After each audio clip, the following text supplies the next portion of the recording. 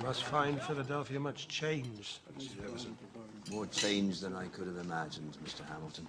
Not the city itself. All cities swallow everything in their weight. That's no surprise to me. That's why I abhor them.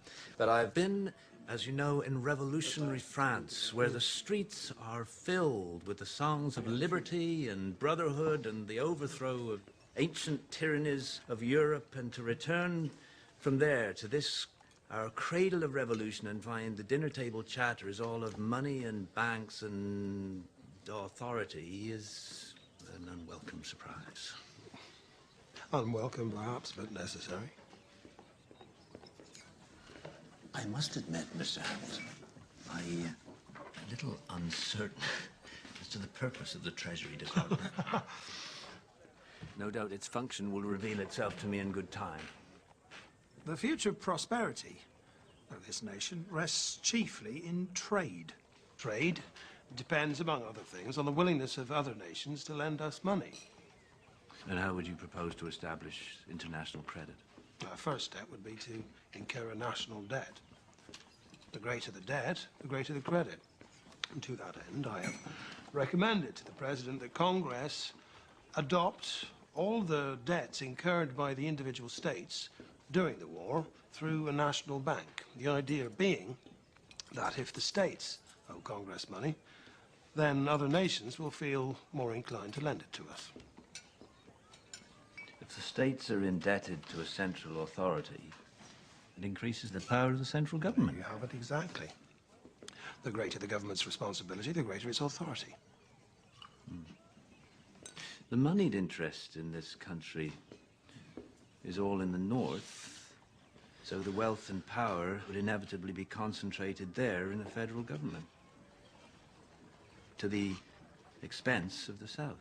If that is the case, it is unavoidable if the Union is to be preserved. I fear our revolution will have been in vain if a Virginia farmer is to be held in hock to a New York stock jobber, who in turn is in hock to a London banker. The opportunities for avarice and corruption would certainly prove irresistible. Well, there you have it, as I have heard said. If men were angels, then no government would be necessary. Well, sadly, that is very well said. But there can be no question. Our nation cannot bind together without powerful central government. But we must also accommodate the needs of our constituent states, both North and South. The power of one must check and balance the other. To that end, we must dedicate all of our energies and our care.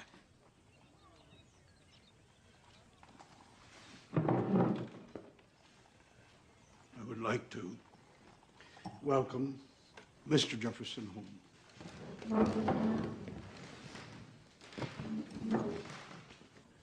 Mr. Secretary of State.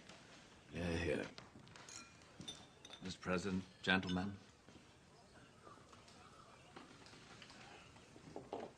There are cabinet matters that I would like to discuss. If you would excuse us, Mr. Adams. Please convey my regards to your wife.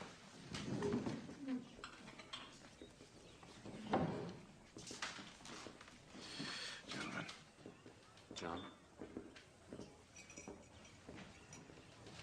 Mr. President. Mr. President, and nothing more.